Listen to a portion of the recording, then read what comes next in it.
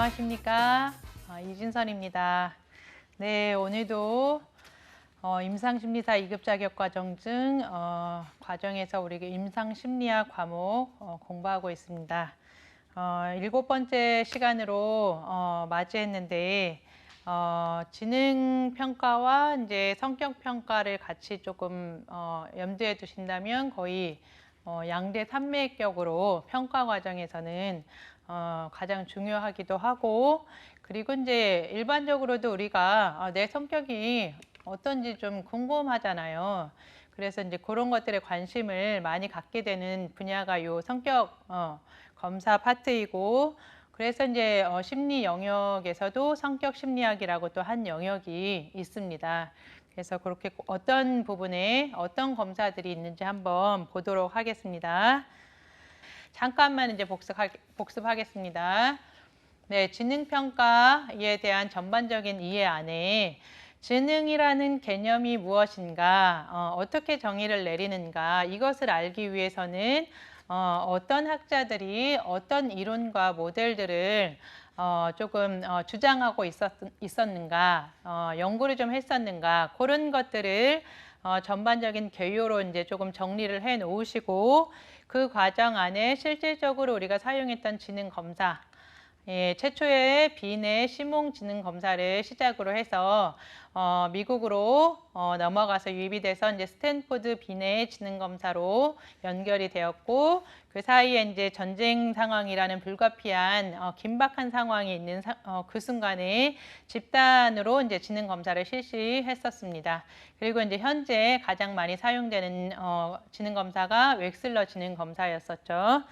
이 정도 우리 가볍게 우리가 복습 좀 해두시고, 그리고 오늘 우리가 이제 성격 평가 관련해서는 성격에 대한 개념과 그 다음에 이제 객관형 성격 검사, 객관적인 그 검사라고 보시면 되고, 투사형 성격 검사, 그리고 이제 그들의 이제 장점, 단점이 그러면 무엇이 있는가, 그렇게 이제 좀 살펴보도록 하려고 합니다. 자, 보시면 제가 이제 처음 말씀드린 것처럼 성격 심리학이라는 학문이 있고, 거기에도 또 학자별로 나누어지는 성격에 대한 정의를 우리가 지능에서 각 학자별로 정의를 내리듯이 성격에 대해서도 개념화하고 정의를 내립니다. 그 중에 이제 좀 대표적인 것을 제가 가지고 왔는데, 개인이 환경에 따라 반응하는 특징적인 양식, 그러니까 어떤 한 개인이 내가 처해져 있는, 나를 둘러싸고 있는 환경에 어떻게 반응하는지 그 각 개인마다 고유한 틀과 양식과 그런 특징들이 있다는 거예요. 그래서 이제 이런 특징들은 타인과 구별되게 하는 독특함, A 사람과 B 사람이 같은 나이의 친구이고 같은 성별이어도 불과 쌍둥이여도 둘은 완전히 똑같을 수 없고 그 성격이 다른 맥락에서 형성이 되는 얘기를 독특하다라고 얘기를 하고, 그러나 그 패턴이 형성이 되어서 유지가 되는 데 있어서는 쉽게 변하지 않는다. 그거를 우리가 일관성, 안정적인 그런 형태, 양상으로 지속이 된다, 이렇게 말을 합니다. 그래서 어떤 사고와 감정과 그런 행동하는 그런 방식이 한 개인에게 있어서 조금 이제 패턴화되어 있는 그런 형태가 있다라는 거죠. 그런 전체적인 것을 우리가 성격이라고 이제 정의를 내리고 있고, 이론적인 정의를 내리고 있습니다. 그거하고 더불어서 조금 이제 이론적인 학문 영역에서의 그런 용어들로는 제가 이제 설명한 것들을 조금 이제 다르게 정의 내리는 거는 하나가 아니라 여러 특성들이 모여서 조직이 되어서 아까 말씀드린 행동, 뭐 인지, 사고, 뭐 동기, 이런 것들이 이제 모여서 이제 조직이 이루어지는 전체, 이런 것들, 그 다음에 이제 심리 내적인 역동들 간의 프로이드가 이제 주장한 그런 마음의 구조 안에는 자아와 이드와 그 다음에 초자가 있는데, 이들의 이제 역동들 간의 형성되는 그런 어떤 패턴들, 이런 관계들, 이런 것들을 또 하나로 정의로 보고, 그리고 학습된 행동의 이제 반복이다. 그리고 이제 세상에 대해서 내가 보고 들은 것을 지각하는 것을 어떻게 내가 해석해 내는가. 그게 이제 지능, 어떻게 보면 웩슬러에서 문제 상황에서 대처할 수 있고 대응할 수 있는 그런 능력들, 이런 걸 어떻게 가지고 해석을 해서 내가 내 것으로 가져오는가, 내가 대처해 나가는가, 이런 개념이 이제 어떻게 보면 성격이라는 여러 개념들이 개념화되어 있습니다. 그래서 이제 이 성격을 나를 한 사람을 대표하는 외향적인 사람이냐, 내향적인 사람이냐, 어떤 사람은 조금 더 이제 에너지가 활성화되는 높은 사람이냐, 어떤 사람은 좀 에너지 수준이 낮은 사람이냐, 어떤 사람은 좀 적극적이고 진취적이고, 어떤 사람은 약간 소극적이고, 이런 것들의 맥락에서 이 한 개인의 성격이나 더불어서 그 성격에는 그 행동을 하게 하는 데 있어서는 정서가 같이 연결이 됩니다. 그래서 이 정서 상태에 대한 전반적인 모습을 알아볼 수 있는데, 우울이나 불안 등과 같은 정서적인 어려움이 있는지, 아니면 성격 유형이 우리가 많이 쉽게 알고 있는 MBTI처럼 어떤 유형이 뭐 ENFP, 뭐 ESTJ 이런 식으로 어떤 유형으로 그러면 이 사람이 구성하고 있는지, 이런 것들을 이제 평가해서 알아볼 수 있는 과정을 우리가 성격 평가라고 합니다.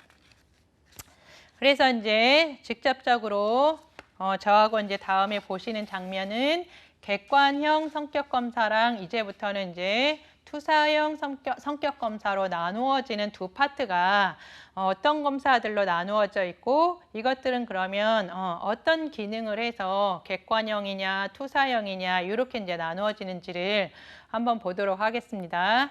첫 번째 가장 대표적인 검사 중에 하나가 이제 MMPI, 다면적인 인성검사라고 해서 성인용을 MMPI-2, 그 다음에 청소년용을 MMPI-A라고 합니다.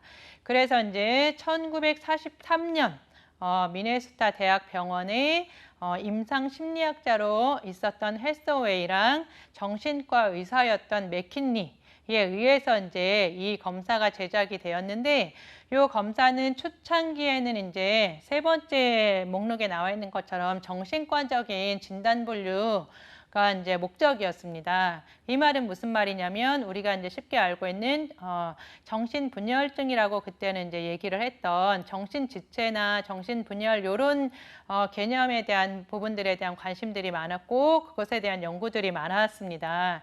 그래서 그런 이해를 돕기 위한 어떻게 보면 변별을 하고 감별을 하기 위한 목적에서 시작이 됐지만, 그 검사의 특성 안에는 정상군들에 해당하는 그 성격도 해석을 할 수 있고, 그것들을 이제 정리를 해나갈 수 있다가 이제 이후에 작업이 이루어졌습니다. 그리고 이제 경험적인 제작 방식으로 이루어졌다. 이게 이제 가장 중요합니다. MMPI에서 제작에 대한 방식이 어떤 이제 이론적인 것을 근거로 해서 제작이 된 것이 아니라, 어떤 우울한 사람이 있다. 예를 들어서 우울한 사람이 있다. 우울한 사람이 A 집단과 B 집단에서 드러나는 행동이 우울하면 잠을 많이 잔다. 행동이 보여지는 집단이 이 비교하는 대상에 A 대상과 B 대상이 나타났다면, 잠을 많이 자면 우울해요 라고 문항이 선정이 되는 거예요. 그런데 이 A 집단과 B 집단이라는 연구 목적의 이 특정한 집단 내에서는 그 문항이 소속이 돼도 다른 표본의 집단에 서는 해당이 안 될 수도 있겠죠. 그런 것처럼 여기에 이 연구적인 A 집단과 B 집단의 특성들을 반영해서 문항이 선정이 됐다. 그렇기 때문에 이것을 경험적인 제작 방식이라고 얘기를 해서 MMPI를 검사하고 해석할 때 유의해야 될 사항 중에 하나가, 어떤 A라는 사람이 지금 현재도 어떤 개인의 한 내담자가 와서 이 MMPI를 많이 활용하기 때문에 쉽고, 그리고 이제 보다 간편하게 이제 대표적인 검사로 이제 사용을 합니다. 그러면 이 말은 뭐냐면 내가 우울한 특성이나 어떤 불안한 특성이 나한테는 안 맞을 수도 있다는 거죠. 그런데 이제 그것과 또 역설적으로 아이러니하게 MMPI는 연구가 그만큼 너무 많이 이루어졌어요. 그러니까 여기는 연구적인 기반이 탄탄하기 때문에 이론적인 접근이 아닌 경험적인 제작 방식이 이루어진 그 근거 베이스 아래에서 추정을 하고 가설을 세워도 거의 틀림이 없다. 이렇게 이제 보시면 되는 중요한 요인 중에 이제 하나입니다. 그리고 이제 보편화되고 구조화된 성격 검사다. 이런 객관적인 검사다. 이제 조금 단어들이 들어오시죠. 내가 스스로 문제를 읽고 그 문항에 체크를 해서 검사의 결과가 나온다. 이런 것들이 이제 객관적인 성격 검사이자 자기보고식 검사라고 얘기를 합니다. 그래서 1989년에 MMPI-2가 출판이 되었고 1992년에 MMPI-A라는 청소년 버전이 출판이 되었습니다. 그러면 다음 보시면 이 MMPI를 직접 수행할 때 수행하는 그 기준이 어떻게 될 것이냐. MMPI-2와 이제 MMPI-A를 기준으로 했을 때 네 가지를 지금 정리해 놨는데 나이, 해당하는 버전에 해당하는 나이의 것을 사용해라. 즉, 만 19세 이상 성인은 MMPI-2를 쓰고 그 다음에 만 13세에서 18세인 청소년은 청소년용인 MMPI-A를 써라. 그러나 이제 독해가 가능하면 그 경계선에 18, 그 다음에 19, 요 수준에 이제 속해져 있는 그 경계에서는 독해가 가능하면 청소년이지만 MMPI-2인 성인용으로 해도 괜찮다는 얘기인 거죠. 그러면은 이 문제가 성인용 아까 말씀드린 것처럼 567 문항이 MMPI-2 성인용이고 그 다음에 478 문항이 청소년용이에요. 그럼 문항이 많잖아요. 이 문항이 많은 것을 어떻게 다 읽어내고 소화하겠는가? 그 기저선이 지능이 IQ가 80 이상이 되면 무난하게 읽어낼 수 있다. 그 수준을 다시 풀어서 말하는 게 독해력 수준인데 6학년, 초등학교 6학년 이상의 수준이면 이 문제지, 이 검사지가 사용이 가능하다. 그 얘기고 정신 상태에 있어서는 아주 심한 혼란이나 동요를 일으키는 것을 제외하고는 그렇게 정신적인 손상이 있어서 요거를 못 해내지는 않는다. 그리고 이제 인지적인 심리적인 상태에 따라서 수행하는 시간이 다를 수도 있다. 그 부분은 이제 성격적인 특성도 반영이 됩니다. 제가 밑에 짧게 이렇게 써놨는데 보통의 대부분의 보편적인 일반적인 사람들은 검사 수행을 하면 567문항이잖아요. 제법 많습니다. 그 문항을 다 읽고 체크해내는데 최소한 1시간에서 2시간 정도는 걸려요. 그런데 보통의 보편적인 시간이 1시간 걸리는데 2시간, 3시간, 4시간 걸려서 그 문제를 읽으면서 풀고 있다. 그러면 어떤 상태에 놓여있는 사람이라고 보면 될 것인가? 거기에 이제 가설을 세우는 그 중에 한 부류가 우울이 심한 우울증 환자 또는 너무 꼼꼼하게 이걸 하나하나 다 들여다봐야 되는 강박적인 그런 성향을 가진 그런 내담자일 경우에는 너무 긴 시간이 걸리는 그런 성격 특성이 반영이 되는 거죠. 반대로 이제 대부분의 사람들이 1시간 걸린다라고 했는데 10분 만에 딱 끝내버려요. 500문항을. 뭐 10분도 아니고 5분 만에 끝냈다. 이거는 그러면 너무 일반적이지 않죠. 그렇게 너무 짧게 끝나는 이 검사에 대해서 믿을만 한가도 이제 고민해 봐야 되겠지만 어떤 사람들이 이렇게 그러면 짧은 시간을 걸려서 하는가 봤더니 충동적인 경향이 있는 사람이거나 아니면 내가 이 검사를 내가 스스로 하는 게 아니라 끌려서 왔어요. 이거를 검사를 하래요. 이런 식으로 이제 조금 이제 비협조적으로, 비자발적으로 온 사람들에 있어서는 짧게 이 시간이 걸릴 수도 있다. 그런 것들은 이 MMPI의 전형적인 이 타당도와도 연결이 되면서 타당도를 보면서 이 사람의 성격 특성을 이해할 수 있는 관점입니다. 그래서 다음 보시면 실질적으로 이 MMPI가 어떤 척도로 구성이 되어 있는가 했을 때 핵심 중요 척도가 우리가 결과 검사지를 보시면 첫 페이지에 나옵니다. 그래서 요거는 제가 이제 프로파일을 엑셀 작업을 해서 이제 가져온 그림인데, 이미지인데, 처음에 타당도 척도, 임상 척도가 나눠져 있습니다. 타당도 척도에 빨강색, 파랑색, 노란색 3개를 묶어서 9개 타당도 척도라고 얘기를 하고, 그 다음에 물음표, 체크를 안 한 거, 빠뜨리고 한 거, 요거 물음표까지 이제 10개를 포함해서 타당도 척도라고 얘기를 합니다. 그러면 타당도라는 것은 무엇이냐? 이 검사를 읽고 제대로 체크를 해서 이 검사가 신뢰로 와서 내가 이 프로파일을 믿을 만하다라고 얘기를 할 수 있는가? 그래서 해석을 해줄 수 있는 점수인가? 그것을 먼저 확인을 해야 됩니다. 그 부분이 이제 브레인하고 트레인 두 가지 특별히 더 이 검사를 엉망으로 하지 않았다. 나는 성실하게 잘 이 검사에 임하고 읽고 체크하고를 했다. 이 지표를 알아볼 수 있는 게 브레인 트레인 두 가지 지표이고, 그 다음에 F, FB, FP, FBS 4가지 척도, 이 계열을 하나로 묶어서 F계열 척도라고 합니다. 이 부분은 비전형성이라고 얘기를 하는데 이 MMPI의 제작 초창기의 목적이 아까 말씀드린 대로 정신과적인 진단을 내리기 위함이었어요. 그렇기 때문에 어떤 혼란이나 망상이나 그런 사고에 대한 장애나 이런 계열의 정신장애 쪽이 어느 쪽이었죠? 네, 조현병 관련이었잖아요. 그런 진단을 가려내기 위한다는 얘기는 사고가 되게 혼란하고 왜곡되어 있고 그 다음에 복잡하겠죠. 그래서 나는 굉장히 많이 이상하고 힘들고 어려운 지경에 있습니다. 라고 표현하는 것이 체크되는 게 F계열 4가지예요.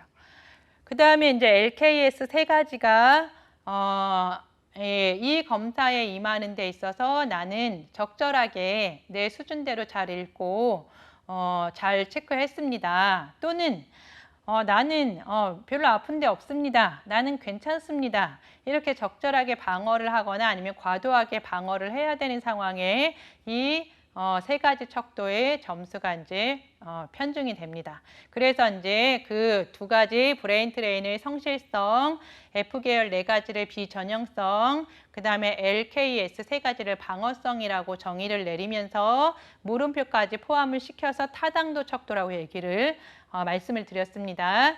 그 밑에 이제 그래서 제가 아까 풀어서 말씀드린 게 F계열은 나 지금 많이 아픕니다. 정신이 혼란합니다. 스트레스를 많이 받습니다. 이 얘기거든요. 과도하게 나는 많이 아픕니다. 나 현재는 5 아픈데 나는 10 아픕니다. 이렇게 얘기를 해야 되는 상황인 거예요. 그래서 과대 보고했다.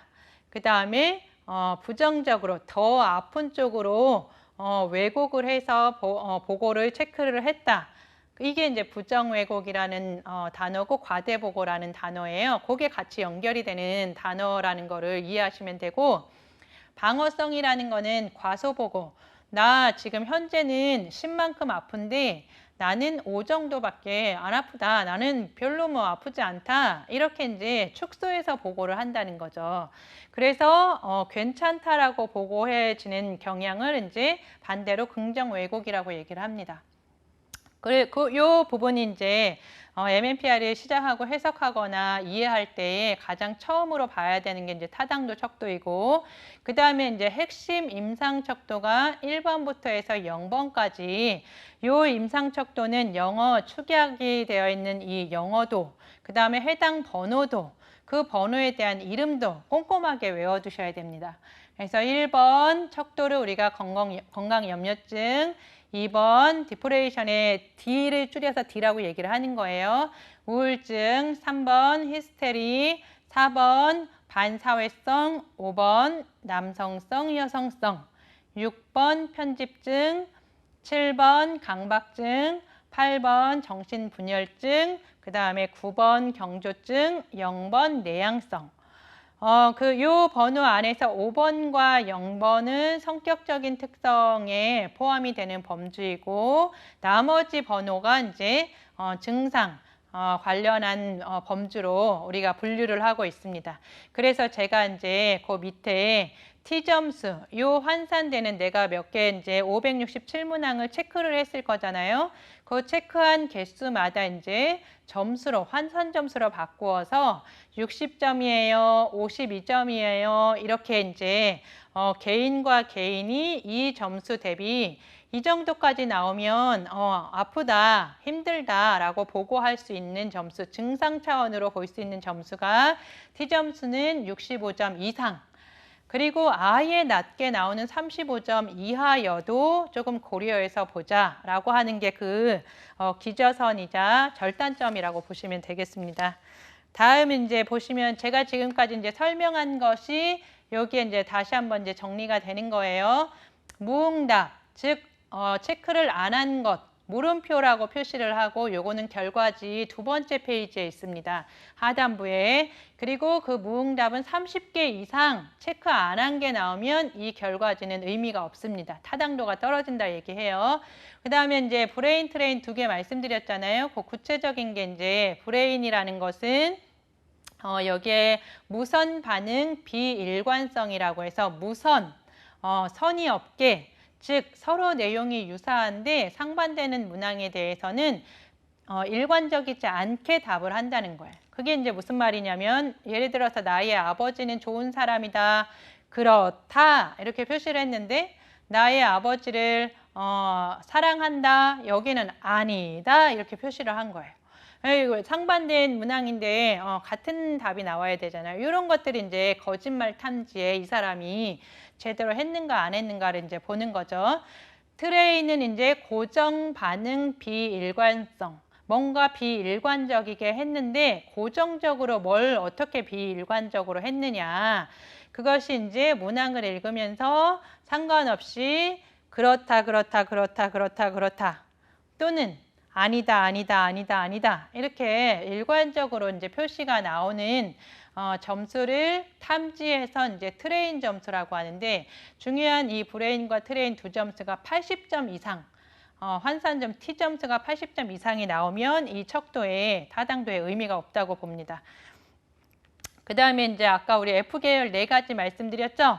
F, B 전형 관련한 이제 정신과적인 그런 증상을 이제 호소할 수 있는 그런 게 탐지가 되면서 앞부분 567문항 중에 370번 앞부분에 이 FB 전형을 체크하게 되는 문항들이 배치가 되어 있고 FB 백, 뒤, 후반부 그러니까 여기에서는 이제 281번 기준으로 뒷부분에 이런 이제 비전형 관련한 문제를 묻는 문항이 뒤에 후반부에 포진이 돼 있다는 거예요. 그런 것들이 그러면 앞부분과 뒷부분이 앞에는 잘하다가 뒤에 못할 수도 있고 앞에 또 엉망을 하고 뒤에가 이렇게 또 잘할 수 있고 이렇게도 또 될 수 있잖아요. 그 차이가 F하고 FB 차이가 이제 30점 차이가 나도 의미가 없다. 한 번 더 고려해 봐야 된다. 이렇게 이제 해석을 합니다. 그다음에 이제 FB 척도는 이제 비전형 정신병리라는 척도의 이름인데 정상 기준에 있는 사람들, 그 다음에 이런 외래 정신과 환자를 보는 이 기준의 집단의 두 사람들이 다 보고하지 않는 거. 그러니까 이 정신병적인 이 사람들조차도 이 문항에 체크하지 않는다는 거예요. 그런데 왜 어떤 사람이 이거를 체크했을까요? 내가 더 많이 아프다라고 이렇게 호소해야 주위에 있는 사람들이 나한테 관심을 준다든지 내가 아픈 게 드러나야만 하는 사람은 더 과하게 이렇게 이제 보고를 하겠죠. 그런 거를 이제 탐지를 합니다. 그리고 FBS라는 이 증상 타당도라는 요 네 번째 척도도 개인 그런 상해 소송 장면, 개인 상해 소송이라는 얘기는 뭐예요? 어떤 법적인 그런 관계가 있어야 되고 거기에서는 나한테 유리해야 되겠죠. 유리한 쪽으로 이것을 보고하거나 반응할 수도 있을 거라는 얘기인 거죠. 그런 부분을 탐지해내는 게 FBS고, 약간 이제 신체적으로 아픈 것을 호소할 때도 이 FBS가 많이 점수가 나오고, 상담 현장과 이제 임상 현장에서는 그 절단점이 조금 더 병원 장면에서는 절단점이 조금 더 높습니다. 그럼에도 불구하고 이제 빨간색 T점수 65점 이상, 90점 이상, 80점 이상, 70점 이상 요 점수들이 이들의 이제 타당도 점수들을 이제 확인할 수 있는 점수이고, F 계열 4개의 계열이 많이 이렇게 상승되어서 나오는 일반 상담 현장이거나 그럴 때는 이분이 이제 많이 아픈 것에 대해 스트레스를 많이 받은 것에 대해서 조금 공감해 주시고, 어떤 영역에서 스트레스를 받고 어떤 영역에서 내가 조금 실질적으로 신체적으로 또 어떤 부분이 아프시냐, 그런 거를 탐색하는 거에 많이 중요합니다. 그렇게 이제 다음 아까 말씀드렸던 LKS도 요것은 이제 조금 K 지표 같은 경우는 건강한 자아의 이제 스트레스를 대처할 수 있는 그런 심리적인 자원으로도 볼 수 있습니다.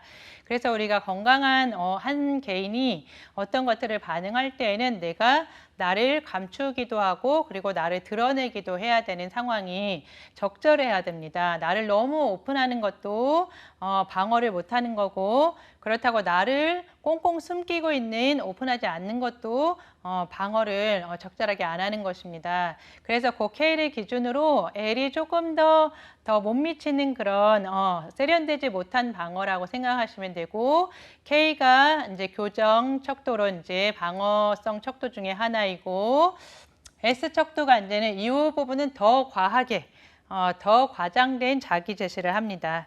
어떤 상황에서 그러면 이렇게 더 과도하게 나는 아무 문제 없습니다 이렇게 얘기를 할까요? 네, 인사 선발이나 이런 어떤 내가 잘 보여야 되는 상황에 내가 취업을 한다든지 어떤 면접을 본다든지 할 때에 내가 좀 괜찮은 모습이어야 되잖아요.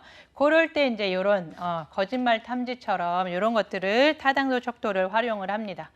그래서 다음 보시면 제가 한 번 더 정리해 드릴게요. 무응답, 브레인, 트레인, 타당도 중에서 이 검사를 얼마나 성실하게 임했는가.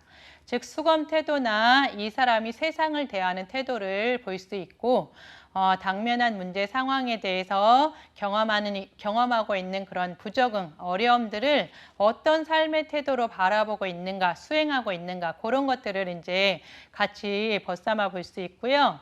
F계열 4가지 아까 말씀드린 비전형성 실제 정신병적인 증상이 있기도 하고, 정상적인 범주 내에서는 이 F계열이 많이 상승했다. 그랬을 때는 이렇게 스트레스나 갈등이나 불안에 대해서 높게 이제 호소하는구나. 그러면 이 사람이 이런 성격의 패턴을 가지고 문제나 대인관계나 삶에 대해서 태도 임하고 있을 것이고 그런 태도를 가질 것이다. 조금 이제 상담 현장에서도 이것을 이제 어떻게 보면 공감으로 잘 이제 활용을 하시면 좋습니다. 그다음에 LKS 3개는 방어성 지표로 자아의 힘, 즉 내가 내 충동대로 내 하고 싶은 대로 막 하는 것이 아니라 내가 하고 싶은 것도 참을 줄 알고, 그렇다고 내 기준이 너무 가혹하고 엄격해서 늘 하지 못한다 이런 게 아닌 요 조절을 해야 되는 힘, 스트레스가 딱 처해져 있을 때 내 스트레스를 어떻게 내가 감당하고 그것을 풀어나갈 힘이 있는가, 그것이 이제 이 자아의 힘과 기능이고, 문제 상황에서의 수행 수준이나 문제 해결을 해 나아가는 힘, 힘든 상황에 대해서 극복해 나아가려고 하는 의지, 이런 것들이 이제 담겨져 있다라는 걸 보시면 되겠습니다. 그래서 실제 임상 MMPI 이 임상 그 검사 안에 우리가 지금까지 얘기한 거는 타당도 척도 10개, 임상척도, 핵심 임상척도 10개. 그것을 보기 위한 해리스 링거라는 임상 소척도가 있는데 꼭 같이 보셔야 돼요. 그리고 이제 재구성 임상척도, 성격병리 5요인 척도, 내용척도에도 꼭 내용 소척도랑 같이 보셔야 돼요. 그리고 이제 보충 척도 해서 이렇게 MMPI에 척도가 참 많이 있습니다. 자, 대략적으로 한 몇 개가 될 것 같으신가요? 한번 맞춰보시겠어요? 네. 대략적으로 전체 제가 5, 6, 7 외우기 쉽죠? 567문항 척도도 물음표는 이제 척도가 아니까 그거 빼고 한 123개 척도. 제가 일일이 하나씩 다 세기는 했었거든요. 그래서 123개 척도가 MMPI에 있다라는 그렇게 구성이 되고 있다. 그렇게 이제 이해해 주시고요. 여기까지 이제 MMPI의 대표적인 객관형 성격 검사였다면, 그 MMPI가 이제 문항이 567문항이니까 많잖아요. 그 문항 대비 이제 정신과적인 그런 정신병리를 평가하면서도 조금 더 가볍게 어떤 문항들을 조금 해볼 수 있는 게 없는가, 그런 차원에서 MMPI하고 PAI라는 이 성격평가 질문지가 조금 보완 차원에서 새로운 차원에서 이제 나온 성격평가 질문지입니다. 그래서 여기는 344문항이 구성이 되어 있고, MMPI는 아까 문장을 읽고 나는 우울합니다. 그러면 네, 아니요, 두 가지 버전으로 얘기하는데, 요 PAI는 4점 평정 척도로 네 가지 버전 중에 답을 체크할 수 있게 돼. 그게 차이가 있어요, 두 가지가. 그리고 이제 PAI에는 4개 타당도, 우리 MMPI에서는 10개 타당도가 있었죠. 그렇게 이제 차이들이 있다라는 거 보시면 되고, 11개 임상 척도, 그 다음에 5개의 치료 고려 척도, 그 다음에 2개의 대인관계 척도. 요 기준은 꼭 알아두셔야 돼요. 그래서 PAI의 타당성에 대한 구성하고 있는 하위 척도를 비일관성, 저빈도, 부정적 인상, 긍정적 인상, 그 F계열, 우리가 K계열 그런 의미하고 비슷한 게 이제 부정적으로 이걸 보냐, 긍정적으로 보냐, 일관적이지 않게 했냐, 그거하고 유사한 겁니다. 임상척도 안에는 이제 우리는 MMPI에서는 1번부터 0번까지 봤죠. 이 PAI 성격평가 질문지에는 신체적인 호소, 불안, 그 다음 불안 관련 장애, 우울, 조증, 그 다음에 망상, 정신분열병, 그 다음에 경계선적 특징, 반사회적인 특징, 음주 문제, 약물 사용. 요게 핵심 척도에 들어간다는, 이 핵심 임상 척도에 들어간다는 거, 요것도 별표 해두시고 잘 봐두세요. 그 다음에 이제 치료 고려는 이 사람이 치료를 하는 데 있어서 행동화를 이 치료에 방해하지 않는 그런 역할들을 잘 순응하게 치료에 적극적으로 이렇게 임하는 자세가 될 건지, 치료가 좀 어렵게 진행될 건지, 이런 거를 좀 볼 수 있는 게 치료 고려 척도입니다. 그리고 대인관계 척도는 이 사람의 이런 부분이 이제 어떻게 보면 성격 경향과 그 사람의 이제 성품에 대한 것들을, 관계성에 대한 부분을 같이 알 수 있겠죠. 그리고 아까 말씀드린 임상척도에서 정신분열병, 경계선적인 특징, 반사회적인 특징, 이런 것들이 성격 장애 범주 내에서의 어떤 그런 성격 특성을 알아보게 하는 척도 중에 이제 하나입니다. 세 번째 객관형 성격 검사에는 네오 검사라고 해서 5개의 성격 요인의 지표로 구성이 되어 있고, 신경증, 외향성, 그 다음에 개방성, 친화성, 성실성, 이 5가지 핵심 내용을 꼭 같이 알아두시고, 이 부분은 다음 페이지에 제가 준비해 놓은 이 내용을 참고하시면 됩니다. 신경증이라는 거는 우리가 대부분 상황에서 좀 더 우울하거나 좀 더 불안하거나 좀 더 분노를 느끼거나 이런 성향을 말씀드리는 건데, 하위 요인으로 불안 체크할 수 있고, 적대감 체크할 수 있고, 우울 체크할 수 있고, 자의식이나 충동성 이런 취약성 체크할 수 있는 하위 요인이 점검을 할 수 있고요. 외향성이라는 거는 이제 자기주장적이고 그러니까 MBTI에서는 E 성향하고 유사하겠죠. 활동적이고 다른 사람들과 어울리는 것을 선호하는 성향. 이런 성향을 내가 5개의 성격 범주 내에서 어떤 범주에 성격이 조금 더 활성화되어 있는가 그런 면에서 이제 요 검사를 알 수 있습니다.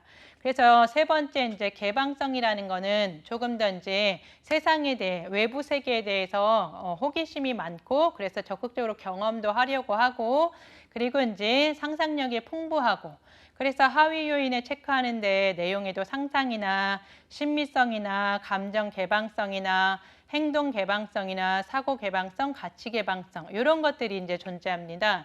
그러면 이제 성격 검사이지만 우리가 앞전에서 했던 MMPI에서도 사실상 이제 1번부터 0번까지 한 개인을 이해하는 보편적인 그런 성격에 대해서 이해하는 척도들의 기준들이 있습니다.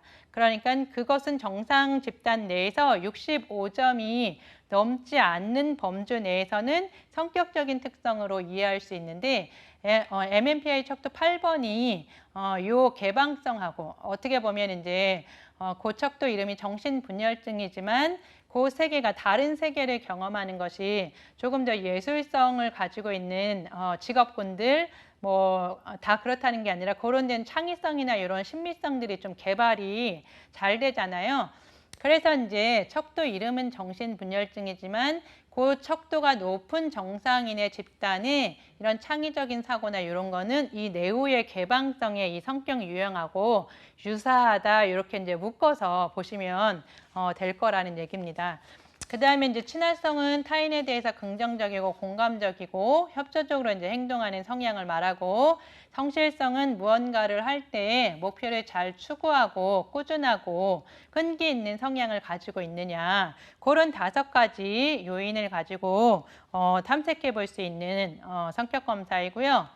다음은 이제 아까는 네오는 5가지 빅5 요인이고 16PF라는 성격 요인 검사는 16가지를 이제 알 수 있는 거예요. 16가지의 극단점과 그 성향을 말하는 반대의 성향이 어느 선상에 있는가. 그래서 이제 레이먼드 카텔이라는 분이 이 검사를 이제 개발을 했고요. 14개의 1차 척도랑 2개의 특수 척도가 있다. 요 정도 이제 요거를 이제 정리를 해 두시고요. 요인 분석을 통해서 제목에 있듯이 16개의 성격 요인이 도출이 된다. 이렇게 이제 정리해 두시고 그 다음에 이제 MMPI하고 유사하다라고 볼 수는 없지만 가장 많이 최근 들어서 활용하고 있는 객관형 성격 검사 중에 하나가 TCI입니다. 요 이제 기질 및 성격 검사인데 클로닝거가 이제 심리 생물학적인 인성 모델 여기에서 기초해서 개발했다라고 얘기하시는데 핵심은 기질, 성격 2가지가 있는데 기질은 타고난다. 그래서 자동적으로 내 반응이 생성이 된다. 그래서 일생 동안 어떻게 보면 기질이 까칠한 사람, 순한 사람 이런 기질은 일생 동안 지속이 된다. 이렇게 봅니다. 그러나 여기에서 이제 성격은 개인이 이제 추구하는 그런 어떤 목표나 환경의 양육을 통해서 이것들이 생성이 되고 조절이 된다. 즉 내가 타고난 기질이 있어도 이 성격적인 성숙과 연결이 되고 맞물리면 그 기질을 가지고 있어도 좀 더 성장한 성숙한 모습으로 활동을 할 수 있다라는 얘기인 거죠. 그게 이제 무슨 의미이냐? 그러면 이제 조금 더 이제 보시면 기질 차원에서는 자극 추구, 그러니까 이 세상에 제가 낯선 상황에 이렇게 훅훅 뛰어드는 사람들, 호기심을 가지고 관심을 가지고 뛰어드는 사람들, 그거의 이제 장점이자 단점이 이제 충동성. 이 충동성이 자극추구적인 것을 되게 경험하게 하거든요. 그래서 내가 이런 자극추구의 성향이 있는 사람이다. 외부 환경에 대해서 내가 좀 많이 좌지우지한다. 맑은 날 나는 되게 좋고 흐린 날 나는 좀 어렵다. 이러면 이제 자극추구적인 그런 성향이 있으신 거예요. 그 다음에 위험 회피, 불안도에 대한 얘기, 그 다음에 이제 사회적인 민감성, 그런 사람과의 그런 애착, 친밀감에 대해서 기질적으로 더 가지고 있는 사람, 그 다음에 요것들은 이제 보이는 사람들이 있고, 그리고 어떤 일을 해낼 때에 내가 보상이 주어지지 않아도 요 일이 완수가 되면 요 힘든 부분들은 잘 참아내고 버텨내야지 하면서 할 수 있는 게 우리가 끈기, 인내 영역이잖아요. 그거를 이제 기질 차원으로 이제 네 번째 요인으로 이제 두고 있고, 성격 차원이라는 거는 내 스스로 나를 내가 임하고 있는 이 일에 나는 그래도 괜찮을 법하게 잘 이루어내고 있다.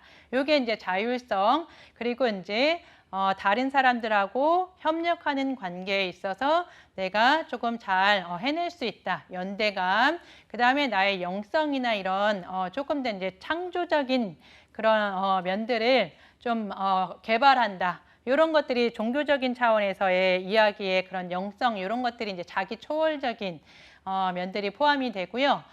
성인용은 본인이 채점하고 우리가 이제 아동 척도 관련해서 배웠을 때 부모나 주 양육자가 체크하는 검사지가 있었죠. 유아용 아동용은 양육자가 보고하는 형식입니다. 그러니까 그거를 이제 기억해 두시고요. 기질이 그래서 성격하고 어떤 영향을 주는가.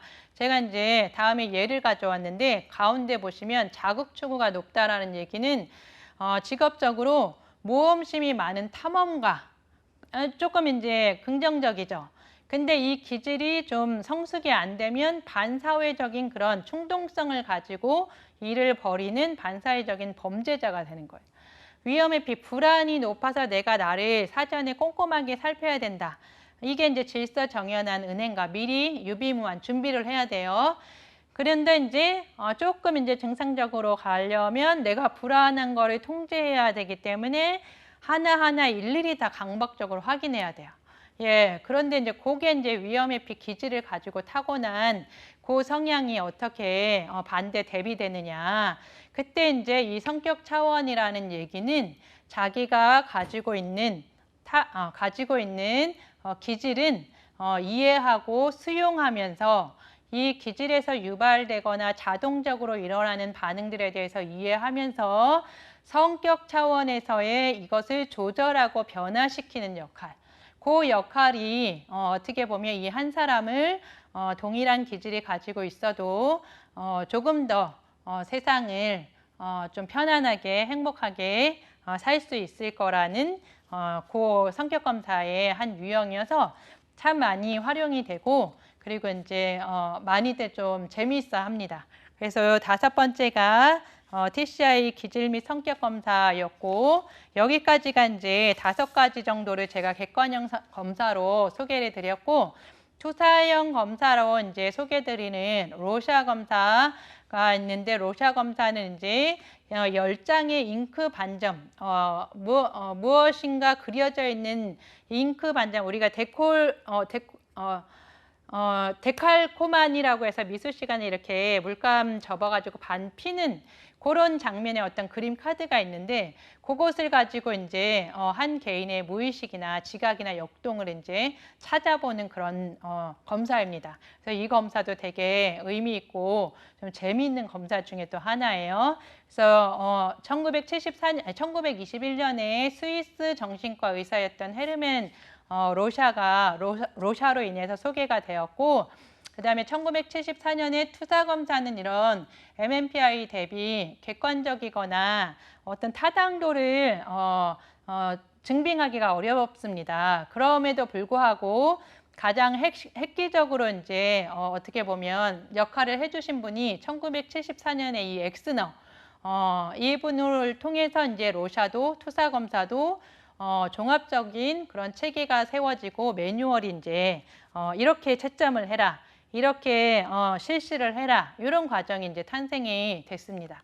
그래서 검사를 실제 이제 실시하는 데에서는 이제 3가지 단계가 있는데, 반응 단계라고 하는 카드를 보면서 이것이 무엇처럼 보이는지, 이렇게 이게 무엇처럼 보이는지 말씀해 주시면 됩니다. 이렇게 권했을 때 이 카드를 보고 이제 언어적인 반응, 말로 하는 것을 다 검사자는 받아 적으시면 됩니다. 그것들을 다 10번까지 끝나고 나면 질문 단계에 와서 당신이 그렇게 본 것처럼 나도 볼 수 있도록 얘기해 주시면 됩니다. 예를 들어서 박쥐를 봤어요. 그러면 박쥐를 봤다라고 하셨는데 어디에서 그렇게 보셨습니까? 어떤 점 때문에 그렇게 보셨습니까? 이렇게 이제 해서 다시 어느 영역에서 보고 어떤 이유로 이것들을 결정하게 했는지 이런 거를 이제 찾아갑니다. 그 다음에 이제 한계, 음미 단계라고 해서 세 번째 단계가 있는데 그 반응은 이제 주로 이제 사용하기보다는 기존에 보편적으로 일반적으로 대부분의 사람들이 볼 법한 내용들이 있는데 그 내용을 보지 못하는 내담자가 있다면 한계, 음미 단계라는 것을 또 거칩니다. 그래서 실질적으로 로샤 검사를 채점하는 기준은 엑스너 종합체계에 8가지 채점 기준이 들어가는데 어디에서 봤다, 전체에서 봤냐, 부분에서 봤냐, 더 부분에서 세밀한 영역에서 봤냐 이런 반응 영역과 그 다음에 이제 발달질, 그 다음에 이제 어떤 연유로 어떤 이유로 이 그림을 보게 되었는지 결정하는 범주가 7개 범주가 또 있습니다.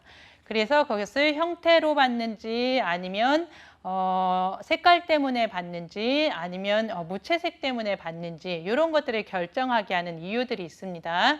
그 다음에 이제 형태질, 이 사람이 좋은 질, 괜찮은 모양의 질을 봤는지 조금 왜곡된 내가 볼 법하지 못한 것들, 다른 사람들은 보지 못할 법한 것들을 이 사람은 좀 보고 있는지 그런 것들을 이제 형태질에서 그 다음에 이제 이 사람이 사람을 봤는지 동물을 봤는지 아니면 사물을 봤는지 하는 그 채점 기준이 27가지가 또 있습니다. 그걸 가지고 반응 내용을 채점하고 그 다음에 평범 반응, 그 다음에 이 사람의 이 로샤 투사적인 검사지만 인지적인 활동이 얼마나 잘 이루어지는지를 알게 하는 것이 6번째 조직화 활동입니다.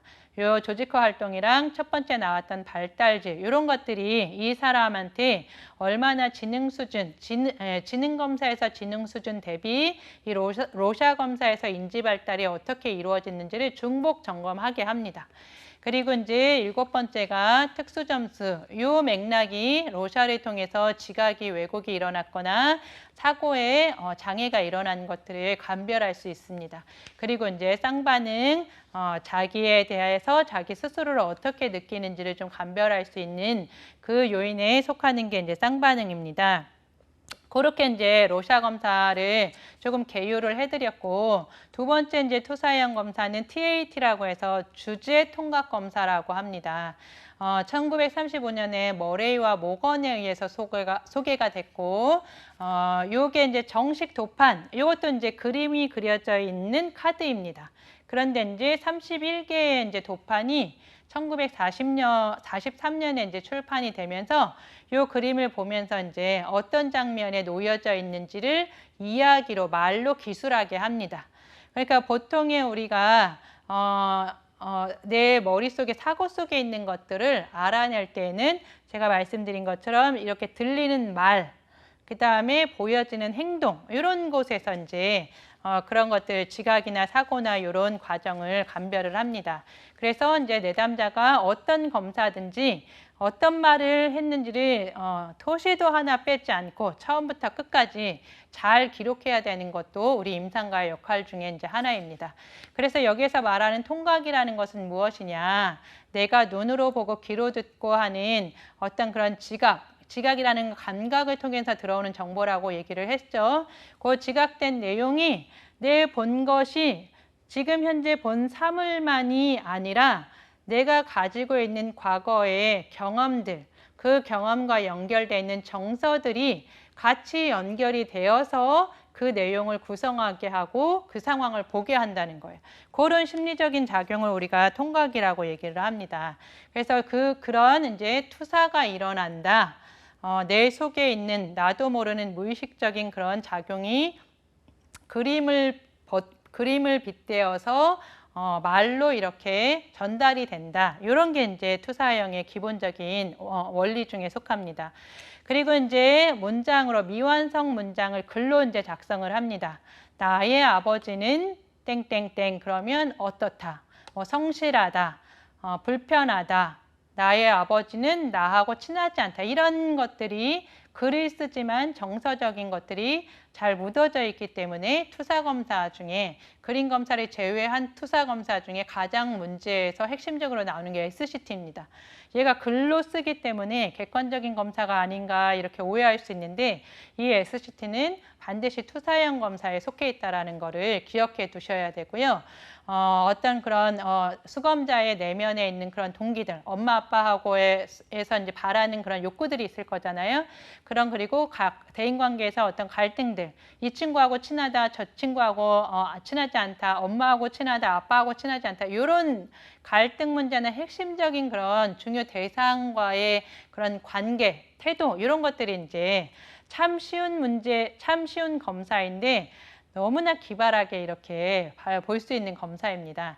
그래서 이제 요 SCT는 그렇게 문장을 구성하는 방식으로 그 한 개인의 심리적인 동기나 갈등 양상이 체크가 되고 성인용에서는 4가지 영역에서 50개 문항이 있지만 그것을 다시 나누어서 가족 영역이랑 그러니까 이성관계 포함해서 그 다음에 이제 대인 관계 포함해서 이성과 이제 결혼 문제 이런 성과 관련한 문제, 그 다음에 실질적인 친구나 지인, 권위자 이런 대인 관계 영역, 그 다음에 내가 나 스스로를 어떻게 여기고 나의 현재, 나의 과거, 나의 미래를 어떻게 보는가 요 4가지 영역을 보는데 아동용은 여기에서 학교 영역이 들어간다라고 보시면 됩니다. 아동에게 있어서 가장 중요한 사회적인 상황은 학교죠.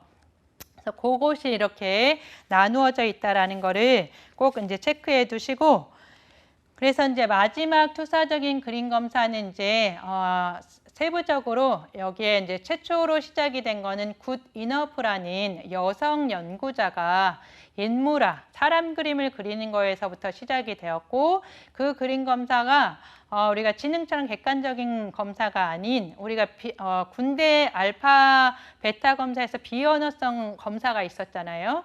그런 것처럼 마찬가지로 조금 더 쉽게 영어가 안 되는 사람들에게 어떻게 지능 검사를 해보겠는가 시도가 된 게 이제 이 그림 검사를 통해서도 지능을 측정할 수 있겠다 시도를 하신 분이에요. 최초 이제 이분을 시작으로 해서 이제 우리가 지금 현재 많이 쓰고 있는 그림 검사가 HTP, 집, 나무, 사람 그림, 그 다음에 운동화, 가족화 검사. 당신이 포함해서 가족과 어떤 한 활동을 하고 있는 장면을 한번 그려주세요. 그리고 이제 집, 나무, 사람도 집을 그려보세요. 나무를 그려보세요. 사람을 그려보세요. 이거는 이제 요즘 매체에도 참 많이 드러나기는 하는데 그 방어가 한 개인이 그 그림을 그리는 데에 방어가 적은 순서가 집, 나무, 사람인 거예요. 그래서 그런 순서로 이제 개발이 됐다고 합니다.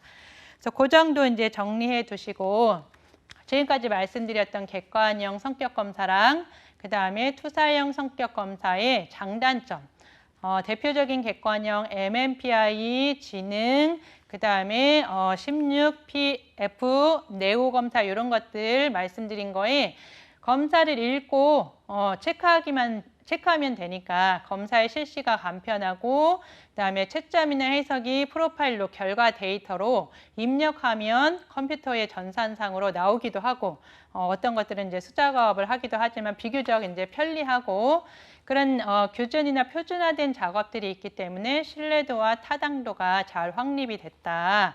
그게 이제 5번, 6번을 보완하는 설명이라고 보시면 돼요.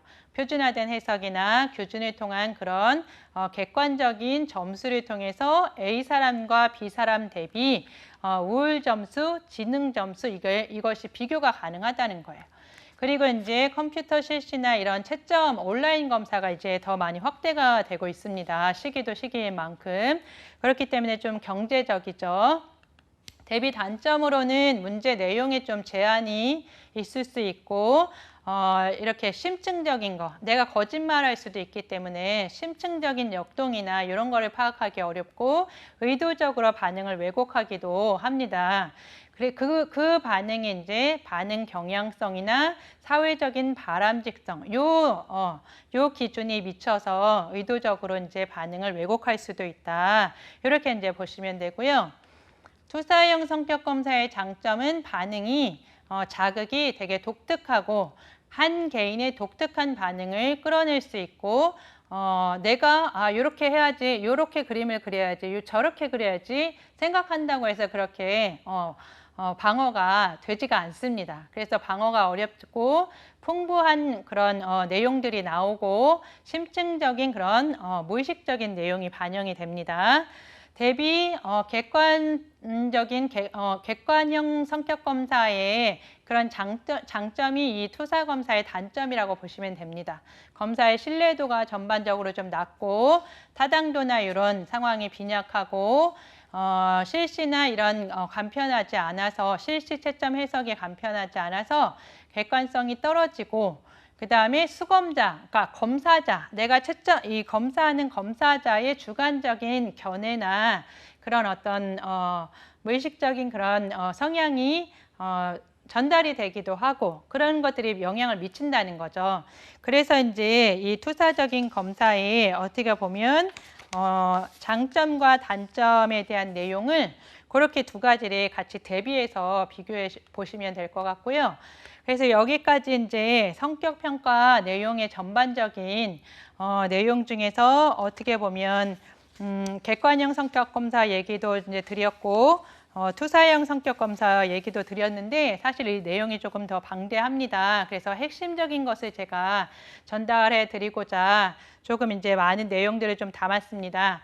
첫 번째 정리해 볼까요? 성격 검사는 객관형 성격 검사랑 투사형 성격 검사로 나누어지고 객관형 대표적인 거에 MMPI, PAI, 네오, 16PF, TCI를 말씀드렸는데 정신병리를 진단하는데 MMPI, PA가 연결이 되고 일반적인 성격에 네 가지를 연결이 된다고 참고하시고 투사형 대표의 로샤나 이제 TAT, SCT가 꼭 들어간다라는 거를 참고해 두시고 이렇게 이제 저희가 7번째 시간에 조금 마무리를 하고 다음 시간에는 8번째 시간으로 심리평가의 실제에 대해서 지금까지 전반적으로 이제 공부해왔던 검사들 이런 것들을 이제 수행하는 데 있어서 어떻게 이제 해석하고 마무리 보고서에 담는지 이런 내용에 대해서 배우도록 하겠습니다. 네, 오늘도 끝까지 공부해 주시고 함께 해 주시느라 고생 많으셨습니다. 감사합니다.